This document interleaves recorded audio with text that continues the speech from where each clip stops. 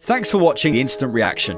For full episodes of the Cannon Podcast, sign up as a YouTube member on this channel or go to patreon.com/thecannonpod. Welcome back to the Instant Reaction. And everyone breathe. I've been so stressed for about 3 days, and a part of me is really glad that that is over. George, a really, really big point away at the Etihad, an incredibly mature performance. Immediate thoughts, I feel pleased. I'm ecstatic. I don't know how you can go to the Etihad after having not won there in so long. And effectively, if you really want to take perspective, we've taken 4 points off Liverpool, 4 points off City. As far as a title challenging run-in goes, that's what you're doing. You don't want to lose away from home, and you want to win your home games. And Arsenal have sat there and done those things. So I mean, I think as a whole, I'm very happy. I think there was a part of me that went into the game really hopeful that we could sit there and really do a big thing in terms of try to get a win, especially with what City were coming in with defensive frailty-wise. But from the boys, I just thought it was an incredibly mature performance. Yeah. I think the first time since December 2016 in which Arsenal haven't conceded in the first half against Manchester City. That's So huge. this has been a problem that's been going on for a while. And I think that just in general, I never felt worried that City were going to score. I mean, there were moments, of course, you have nerves in the game, but I sat there watching the boys out of possession and thought, you're not getting through.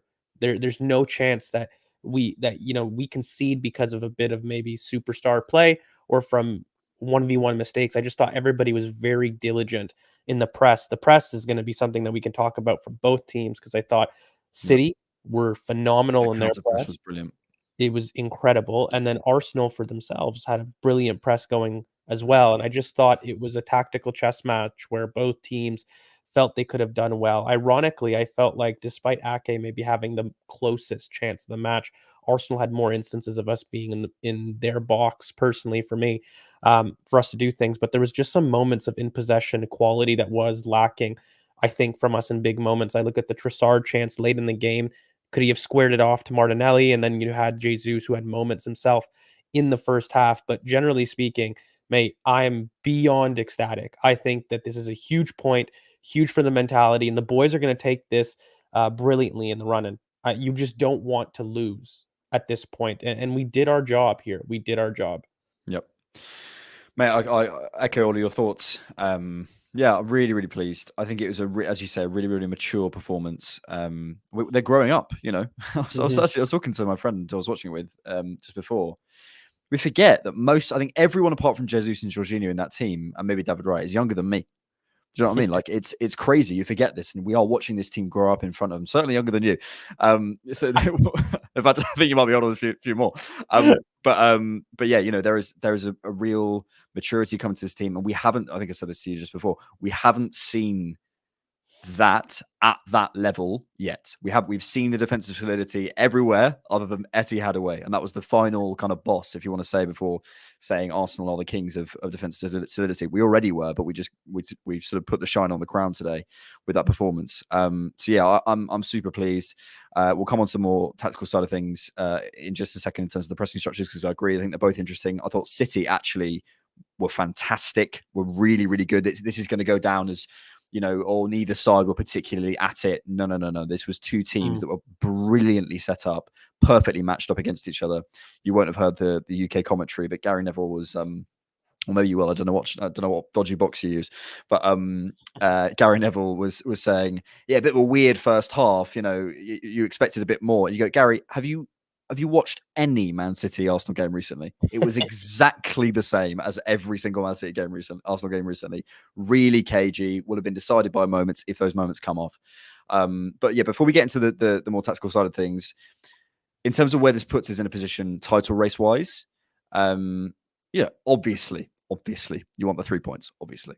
But I think the team talk that you can take away from that is we have no one to fear in this league. We have no one to fear in this league. We've just gone away to Man City and Liverpool and taken 4 points off both of them. Who do we have to fear? The head-to-head is there to see. The record is there. We know we can do it. And we'll obviously come on to some individual performances as well. But yeah, what do you feel this leaves us in the title race? I I think that this leaves the boys confident. Ultimately, when you're sitting there in this title race, you don't want to lose momentum. And I don't think we've lost momentum. I don't think we were at our strongest. City weren't at their strongest. And at the very least, what you don't do is you don't lose. You don't lose in those situations. And I think that generally speaking, a draw puts this title race exactly where we left it when we started. It's anybody's game. People are battling for it. And I just think that ultimately, while some fans might say it's not in our hands technically, I think it's really naive to assume that everybody is going to maintain a perfect record from here on out. There's going to be twists and turns, and ultimately when you face somebody that is your title rival, you cannot lose at that moment. And I think it's really I think it's very important that people understand the mental impact about what Arsenal have just done at the Etihad. And so it's bittersweet in a sense where I'm sitting there thinking it on a context level, I would have loved for us to be a bit more attacking. I think this is the first time we may have lost on field tilt, big tier. But I think, that's really the biggest drawback, mate. Like when we're really thinking about it. Well, what was the point then? What was the point? In fact, take the point off us. But I really don't think people understand the head-to-head record, mate. Like personally, like I whiffed that off as a little bit of a point, but I don't think people understand the impact that it takes when you're competing with title rivals to be the team to take the most points off each other. That's huge. That's going to come back well. And I just think that there's a lot more twists and turns to come. We needed to escape this game fine in terms of no injuries, no big red cards, and we didn't need to get embarrassed. We couldn't let the wheels fall off. And I think that we've gone there and done one of our best performances at the Etihad that have been in years. And so ultimately, that's what I'm taking away. I think it's positive. There's things to fix, but generally speaking, quite ecstatic. Yeah. Malachi, thank you so much for your contribution. This made me so confident to go and push all the way. Big Gabby, my man of the match, and has been our best centre back for the last at least 2 seasons. This is time to get Pep on the pod to explain this game. If we had Pep on the pod, we would certainly ask him to explain it. A couple of comments, sort of a little bit more negative, and I want to address that because there's a couple of people saying I think you shouldn't be happy going to City parking the bus. You lot just showed City you don't believe that you're on their level. I actually couldn't disagree more. Sorry. And everyone's entitled to their opinion. But look, there's if you're looking at this run-in and you're deciding how to approach this game, look, I don't think we were of course, we weren't at our fluid best. I thought Ødegaard in the pockets could have done a little bit better. Had he had that moment from, say, Trossard squared it and played it to Martinelli, we'll have a different conversation. But I thought when he did have those moments in the pockets, he wasn't amazing. Obviously, our forward players, I thought Jesus struggled a little bit in the final third. But in the end, we're away at the treble winners. It's okay to be a little bit more pragmatic. All this shows to me is the adaptability, because we know we can blow teams away. We know we can sit in and defend. We know we can now go away to the Etihad and Anfield and come out of there with points as we haven't done before. And if you don't believe we're on their level, that's fine. I would ask you to go look at the league table. I would ask you to go look at the underlying metrics. I would ask you to go look at the goal difference. I'd ask you to go look at every single metric there is. We are on their level. And I don't mind a bit of pragmatism. I really don't mind. If Arteta had gone out there and blown them away in 20 minutes, of course, you come out of there with a greater feeling than this. No one's going away here saying this was the perfect performance.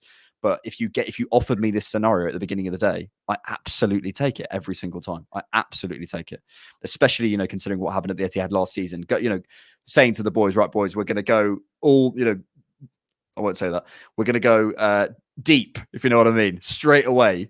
I think that might have been a concern, especially also with what I think was an unfit Bukayo Saka, certainly not with Martinelli as well. So, and straight after an international break. So look, I think it's a really, really positive performance.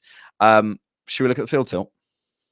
Yeah, the one reason the people are here, and you know what, I think it's the most disappointing part of the night. It's not the fact that we sat in, Alex. It's the fact that we finally may have lost on field tilt, unless you can give me those objective numbers. No. It's a batter. It's not just a loss, George. It's a battering on field tilt. Oh, no. Look at that. 78.4 to 21.6. We've lost. Let's just give up the league. What's the point? What's the point, George? This is the biggest disappointment of the night, mate. Like I don't think that this is unacceptable. This is unacceptable. But this tells the story of the game for me. This tells the story of the game. In the end, defensively, we showed It's exactly the same. I think, our first game, I think City won on XG. In the last game, I think we just edged it on XG, and here it's exactly even. We are on their level, and I'm okay with going to the Etihad, allowing them to have the ball a little bit more, and sitting in and trusting our defense because, mate, we've got it. We've Well, absolutely got it. generally speaking, I think the biggest positive that I'm taking is that I didn't feel worried. When City had possession, I genuinely didn't feel worried. I felt that we did very well to marshal them out wide. I think again, the only real moments, ironically, were set pieces. I don't think that we did the greatest both offensively and Mhm. defensively. I think those were the one thing that maybe was a little bit of a weakness from an Arsenal sense. But generally speaking, I don't think Manchester City did well with the possession that they had. And I think that for all of the final third control that they did have, I didn't find myself worried that there were breaches inside. And I just think that once we put on Tomiyasu and Thomas Partey, which again maybe could be a conversation because it was the whole idea of the form versus the past, and I just think they really solidified the team. And I think there were moments Tomiyasu looked a little bit green in the first minutes of the match, which you expect at that intensity, same as Thomas Partey. But after a couple minutes, I thought that they did really well to control the middle of the park. And I think there were some really good moments from Thomas Partey individually in terms of finding Martin Odegaard between the lines as well. And I just felt with those two on the pitch and that back six generally, we're not going to concede. And I Mm. just felt like, can we find the final ball? And it's just that level of confidence. I'm sorry, that's the inevitability. Like when I'm sitting there talking, I'm sure you're looking at the bench. And when's the last time that you could say that Arsenal's bench was better than Manchester City's? I don't think that you could in really any game of the past. So I felt like there were positives. There's definitely some stuff that I'm disappointed in. I think you mentioned Martin Odegaard in pockets, which is something that I was a little bit frustrated with. I thought Saka had a poor game, which is why he was subbed off. Of course, he didn't look fit, but I think just generally speaking, the touches he had with the ball were a little bit inefficient for me. Kai Havertz actually did well with the few touches that he did have. I just don't think he was involved enough in the game, and I think generally speaking, Jorginho struggled to really offer anything on the pitch. He wasn't bad, but he wasn't good, and I just think that that was a Yeah, missed ineffective in opportunity that game. there. Yeah, Yeah. ineffective. And going back to our conversation pre-game, had I known that was how we were going to play and sit in a little bit more, I wouldn't have played Jorginho. Do you know what I mean? Yeah. It just depends how we set up. I thought it was a little bit bypassed. Maybe we could do a sort of player by player in just a second, but I also want to make this point as well because you sort of reminded me of it. This is Arsenal's strength. This is Arsenal's strength. So that's, as you say, that Mhm. inevitability. What is Arsenal's inevitability? It's that we can do this. We can go away and go, we trust that we can come out of the Etihad with a point. Like we know we absolutely can do that. And when we're Mhm. playing on the edge and playing the best team by a mile in club football, I think it's okay to come out of that game and go, yeah, of course you want the win. Of course there are opportunities to improve, which we will discuss. But we can also say that we went and did our jobs and did what we do really well at the Etihad at the highest level against a team who, there will be lots said about, they had defensive injuries, then maybe they weren't at their best. Well, why weren't they at their best? How come they could only get one shot on target? And secondly, don't tell me defensive injuries when you've got £100 million Josko Gvardiol coming in. I'm not having it. I'm sorry. I'm just not having that as an excuse. I'm not. I'm just not. Like, we have last season we had Rob Holding coming in. He didn't get minutes. He hasn't played minutes for Palace. So I'm not having it. No, So, I think look, for all the defensive injuries, then you're then you're gonna be disingenuous if you think that's Arsenal's first choice front 11. And I yep. just think that, from an offensive sense, we struggled. Actually Trossard actually did quite well when he came on. I felt like It was despite right. really missing the final ball, there were moments, of course, but I thought he did well. There was, I think, from an offensive standpoint, very little to comment on. And if you're being really objective, I don't think that we were penetrating enough and we didn't have enough composure in the middle third. I actually thought our first phase was actually brilliant. David Raya, I thought his goal kicks were actually quite poor, generally speaking, across the Mm-hmm. match. He kept slipping. Not lost composure, but generally just not executing those well. But it was really a clear plan, I think, for Mikel to sit in and generally hit them on the wide outlets and really target Gavardiol in their fullback with long switches. And I think that we just weren't clinical enough in those transition moments, which is something to talk about. But a positive, because I've done a lot of negatives there, I think Ben White was incredible. Yeah, he Really, was so good. arguably for man of the match. His composure, I thought, was brilliant, and I just don't think we fed him enough, mate. Like I think he was really up for this game, and I just felt like we missed some of his overlaps, generally speaking. He was really a beacon of calm serenity down that right-hand side, which for me, Saka and Odegaard struggled in possession to really impose with. Gabriel, we mentioned him in passing, but mate, that job on Erling Haaland, the reason that he has that discussion with him at the end of the match, that was the story of the match for me. I mean, I think Haaland had something like 7 touches in the first half, and I don't know how much he had in the second, but it was because of Big Gabby. And I think Yeah. Gabriel was brilliant in general in the match. And of course, I'll end on Declan Rice. I just think, mate, there's points when Jorginho was left stretch, and I'm just sitting there and I'm worried, but then I see a big streak, number 41 coming, and it's like, boom, done. There's just a level of, even when he makes a mistake in possession, because there was times that Declan Rice was caught in possession, he wins it back, and it's just like we start again. Yeah. And there's just that level of, I think if you look at the pass maps, he was really the hub and the lighthouse of that team, always available, crunching into tackles. And like, this is what we bought him for. We have Yeah. that reference now in big games that we can rely on somebody to basically consistently step up. And that's brilliant, really. It's brilliant. That the perfect example is when he loses the ball to De Bruyne. De Bruyne starts running and he recovers and makes that tackle. That's what we Yeah. bought. You know, he makes the mistake, but he's got the capacity to clean up. Yeah, maybe just to discuss the individuals that we haven't. Malachi, thank you so much for your contribution. Ben was really good. This is why we need this is why we need a killer, a striker or winger. No one in that attacking lineup says to me that you can go and get the winner. Yeah, we've discussed this before. You know, is Saka developing into that? And on another day when he's more fit, and Martinelli, you know, you've got to give people time in these games, in these types of games. And we've not been in this many types of games. We really haven't, you know, in title deciding sorts of games where we are actually good enough to go and give a platform to those people who then steps up. You know, it's all very well to say, well, we need someone to be that sort of game winner for us. We need to be in a position to win the game and for it to mean something first. So there's not been many opportunities to have that. It could be Saka, it could be in the market, who knows, but we'll see. I think in terms of just individuals quickly, I agree on your comments on Raya. I think his execution was off today. City, and we should come on to the pressing structures in a second, because I think City did really well to shut down Saliba's passing options, and some of the selections to go to Saliba I didn't like.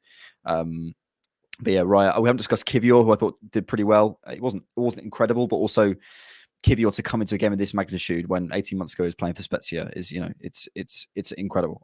Less than 18 months ago he was playing for Spezia. I think it's it's credit to him that he's kept his place, even though clearly Tomiyasu was fit. And yeah, I had a wry smile because at the beginning of the season I predicted Kivior would come to the 11 and have a really strong run, and someone got in touch with me quite heavily saying I was wrong about Kivior, and every day he plays I'm like, I like that. Who else haven't we discussed? Yeah, Odegaard in the pocket. Jorginho we've discussed a little bit. It wasn't quite the game for him, I don't think. Jesus, maybe we haven't quite discussed. I found him a little bit wasteful in the final third, decision-making wise, holding on to it a little bit too much. I don't know whether I'm reading too much into it, but it feels to me when he plays City, there is that extra He's more desire emotional. yeah, for sure. that desire to prove himself, which I struggle with. I think it's partly why Zinchenko didn't play. There is that sort of just slight edge, and the moment he throws the ball away, I just think, mate, that's so stupid. It's so stupid. It's difficult because I think like you're sitting there balancing. If you're going to assume that Martinelli wasn't fit enough to really get more than 60 minutes, you're asking yourself, do you want to see Trossard in that defensive shift role or Jesus? And I think like you're choosing the out of possession work a little bit more, because I think Trossard will show you a bit more in possession in terms of efficiency, retention, and making the right decisions in terms of that.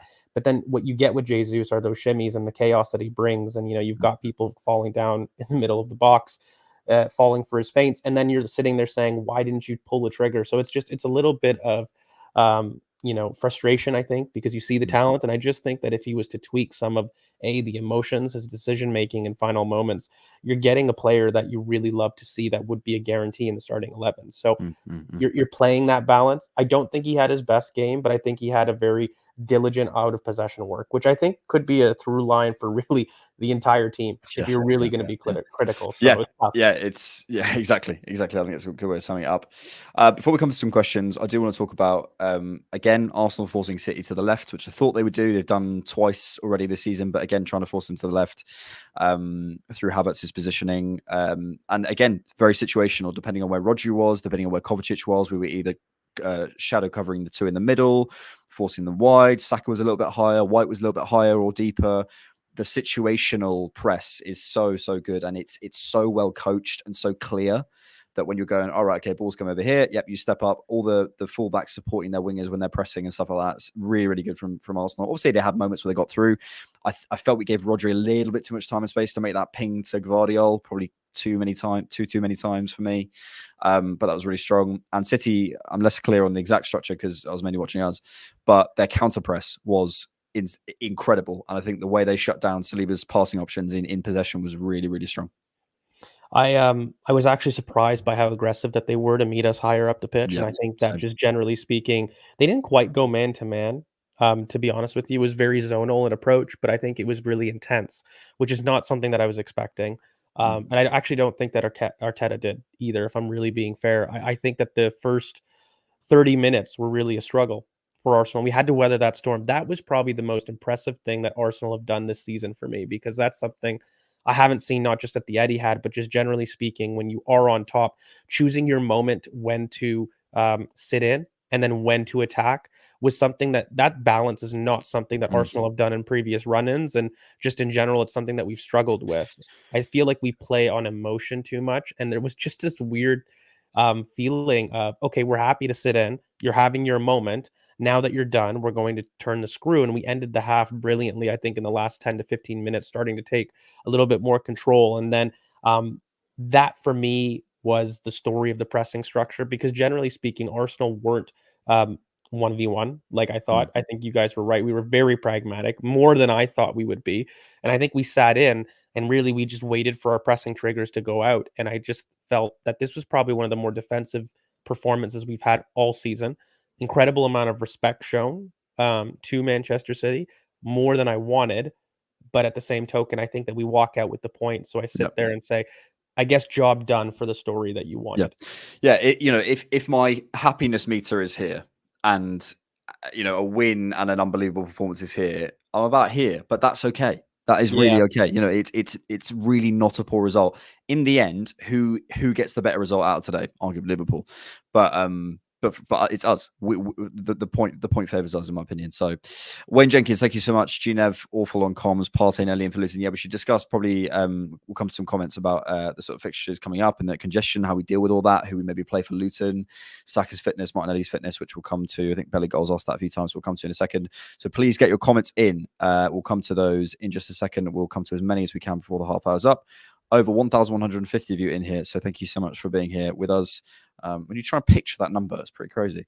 It's insane. Yeah. Thank you for your support. Make sure you guys comment, subscribe. Yeah. Like and subscribe. Check out the podcast, which is now free for an hour every Monday, and available on Spotify and Apple, and instant reaction after every single game. So get your comments in, and we'll come to them. Belly Goal, what's your opinion on how the fixture congestion will affect Saka? Yeah, I think how we manage this fixture, these next sort of 8 fixtures in 30 days or whatever it ends up being before the end of the month is a lot. I do worry about Saka and Martinelli. I feel, though, and maybe get interested in your thoughts on this, I feel our reliance on Saka has slightly decreased since the beginning of the season in terms of how we play and how we generate chances. It was a lot of right-sided, but I'd love to see the passing networks and sort of overlaid from the beginning of the season to now. And it felt like a lot of the time we were using Saka's gravity to create space elsewhere, where it feels like we've found different ways of doing that with Havertz on the last line. So yeah, I don't know. I just want us to manage it carefully, and I imagine neither Saka nor Martinelli will start against Luton.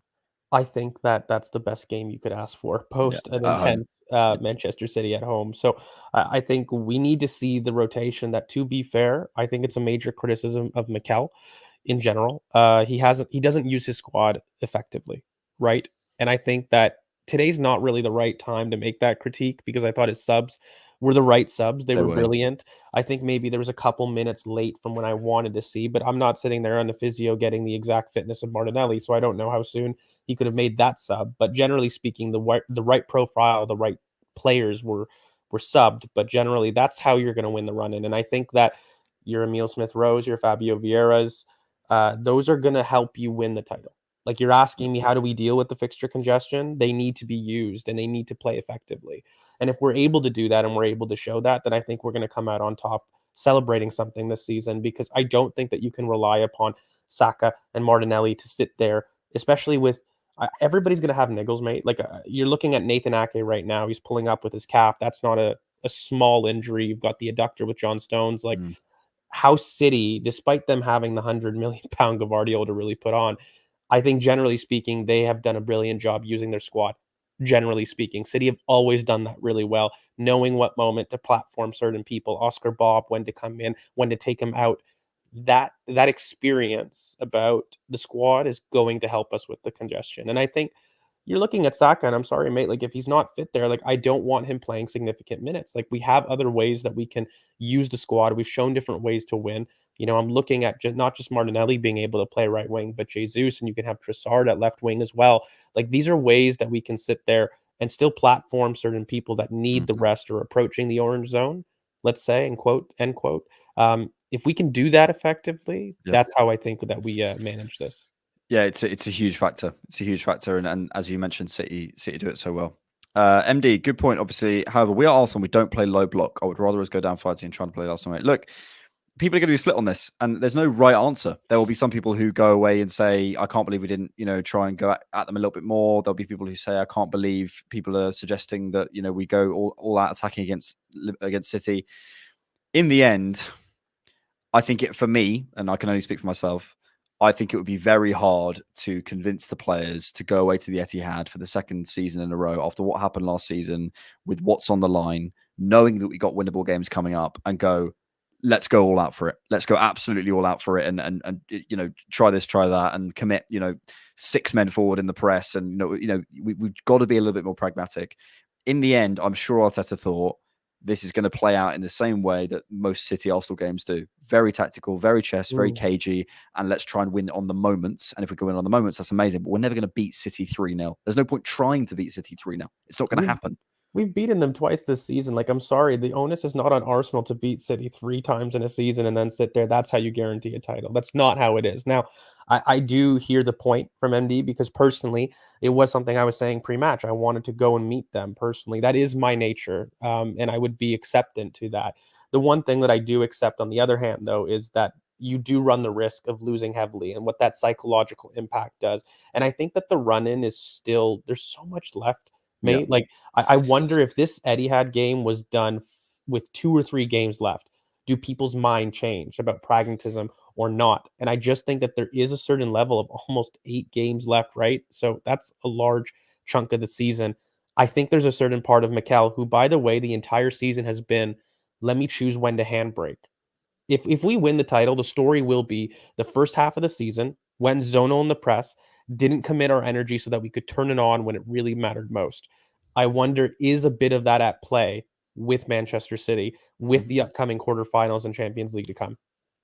I completely agree. I think, whoever won, lost, drew today, yes, of course, it has a huge bearing on the title, but there's, I think, every more likelihood, and in fact, probably it is more likely, I would say, that it doesn't have, it's not the final decider. It's another twist or turn. So, there's this whole thing of, Sky was, Arsenal must win against City. No, we don't. We're above them.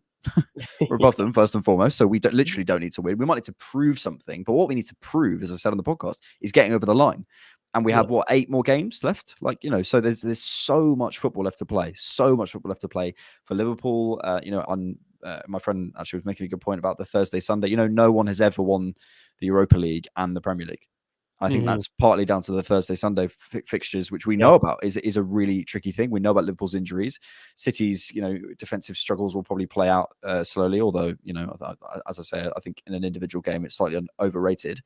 But yeah, I think, look, there's a lot of football left to play. And I just want to show us our fixtures just to sort of prove this point. Luton at home, next game. That is a game where we can show our title credentials in that way. Brighton away, obviously that's going to be a tough game, but I believe we can go there and do something. Just looking at the Premier League, we've got Villa at home. I think we can do something there. Villa aren't the same team as they were earlier on this season. Wolves away. Ironically, I think that's the toughest game in this run that I'm thinking. On a pod you weren't on, I predicted us to lose that. Yeah, for some reason I've got a bad feeling about that Wolves away game, but apologies. I think these 2 games are winnable. I think these two games are winnable. That Bournemouth game is winnable. The United game we know is winnable. And the Everton game we know is winnable. It's okay to have a look at that and go, we need to be a little bit pragmatic at times. When do we be pragmatic? I would suggest away at the Etihad. If we're going to do it, I would suggest we do that away at the Etihad. SS, do you think Tommy and Partey should come in and start games from this point onwards, having seen this game? Well, they're going to have to. They're going to have to play minutes. I think it depends how everyone recovers for the Luton game. I liked the way Tomiyasu looked. I still think Partey, as good as he is, and again, it's chicken and egg. How does he get fit without you playing him? And is he sharp enough? It's difficult to say, but the Luton game might be a perfect opportunity to get Partey 60, 70 minutes in his legs. I think that would be really useful for us moving forward. So it's definitely a possibility. I just want us to approach opponents with logic. I think Thomas Partey. Don't do that. Yeah, I think Thomas Partey looked fit, personally, to me today. There were moments that I thought that he let the ball go, but I think generally speaking, I saw the same shimmy. I thought that he really found like Martin Odegaard brilliantly. I didn't see an unfit. I think that was his best cameo since injury. Sharpness for me. Yes, he was definitely sharp. At least for me in this cameo. I would suggest he's still not quite at full sharpness. I'm not saying he's not as far away as he was at Brentford when he came on. But I still see a little bit of reticence in his game. But he's taking steps, in my opinion. I don't look. I think for me, I look at Luton and I think there's no need for that, for even them. For as much as I want minutes in Thomas Partey's legs, I think give him maybe another 20 minutes. And I think the first start he can play a half against Brighton. Like, that's a tough game. That even though it's away and they have a lot of injuries, that's a ground that, of course, can do harm to people. So I think that that's a game for Thomas Partey, for example. But Luton, you've got Emile Smith-Rowe, Fabio Vieira. Like, that's the time to use those squad players against that game. And then you're sitting and you're asking yourself, okay, in between Aston Villa with Bayern, right? What can Arsenal do there? That's the time to use the squad. You're at home against, yes, a big team, but Aston Villa aren't the same team away, A. B, I think that, when you're at home, you need to be able to platform yourself a bit and use the squad. When you're away, we can start talking like Wolves away. That's a Thomas Partey game. Like, you've got to pick your moments. And I think that when people ask, is Thomas Partey and, Tomiyasu, and we haven't really talked about him in this little segment, but he has games himself. There will be times, if you want Ben White struggling, let's put him against Pedro Neto. Like, we need to be able to choose the moments that we use these players, not necessarily that they must play every single game. Alejandro, thank you so much. I agree. Alejandro, thank you so much for your contribution. Best defense in the league. We have a full squad for the run, and we will cross the line. We will beat City and CL semis and make it to the final. Come on, you Gunners! Love the positivity. And yeah, let's finish on this, George, because there are so many positives. I think Erling Haaland's got something like 0.34 XG against us over 2 fixtures or 3 fixtures this season. Kevin De Bruyne, I think, was broadly shut down, or of course he has his moments. I thought we defended really, really well the way Saliba and Gabriel dealt with them. We've shown today maturity. We've shown we're growing up. We've shown it at a ground that we've had so many scars. Obviously the expectations are so sky high for the run-in. But imagine we weren't in a title race. Imagine, it just gone and we went away and did that performance at the Etihad. There would be so much excitement because it would prove we are on their level. Now, we already knew that, but we've just shown it again. We keep proving we are on their level. So for me, look, obviously, as I said earlier, you'd love a 3 points, you'd love a 3-0 win, Jesus, Saka, Arsenal dancing back all the way to London. But, correction, 0.24 XG in both games this season for Haaland. But you mentioned earlier about picking our moments with players in terms of when they play, in terms of picking our moments in terms of how we play. Is it Partey at Wolves? Is it Tomiyasu at Luton? Whatever, however we do that, I think picking our moments in terms of how we approach games is going to be huge in this title race. And I think if we have to come away from that with a point at the Etihad, it's not the dream, but it's a really good point. Yeah, that's maturity in the run-in for me. I think that, it's being proactive. It's not being reactive. I think that for far too long, the reason that a lot of the times our objectives haven't been met, at least whether you want to talk about from a top 4 chase to a title run-in chase, in both instances, I felt that Arsenal were reactive to situations and they weren't proactive in it. And that's what choosing your moments is about, whether that's players, whether that's turning on the gas, whether that's turning on the press. That's you in control. And I think that other teams, you turn to be reactive when you're not in control. So that's the key thing for me in the run-in. Yeah. Suave Gunner says, if Liverpool do drop points, this counts as bottling, right? They've got the easiest run in. It does. Just to be clear, absolutely does. I will say, I was just looking at Liverpool's fixtures. They've got to go to Villa. They've got Spurs coming to them. They've got Wolves coming to them. They've got to go away to West Ham. They've got the Goodison. Got to go to Goodison Park. They've got to go to Craven Cottage, which we've struggled with. Yeah, okay, they've got some. They've got to go away to Man United. No one's got an easy run in because the Premier League isn't easy. I was watching an interview with Declan Rice before. Every game throws up its own challenges, and it's just about being equipped to do that. Which is why, and actually, Arteta again said it in a pre-match press conference. Everyone has the skills and understanding of how other teams want to play. We need to find different ways of playing, different ways that we can surprise people with how and what we do. And that's the point of using, as we mentioned earlier, the squad in terms of surprising people and playing different ways. Mate, my biggest actually pet peeve in all this run-in talk is no one acknowledging when's the last time that there has been a 3-horse race. Mate, run-ins aren't the same. You cannot use the history of the past because I think we're in uncharted territory here, really. The last time that we've seen a 3-horse race this close with this level of quality across all 3 teams is I don't remember one. Genuinely speaking, I don't remember a 3-horse race that's gone this close, this soon, and with this quality. So I just think that despite run-ins, you throw that out the window and you look at who can be the most consistent. And you just focus on your own. You take it game by game, and that's really how you have to approach it because each game carries the weight of a final. It could be Luton home. It could be whichever. I know we just earmarked that as a way to rotate, but genuinely speaking, that is a final, mate. You lose, you drop points, the title's gone. That's going to be the same pressure for every single team from now to the end of the run-in. George, read that. That's brilliant.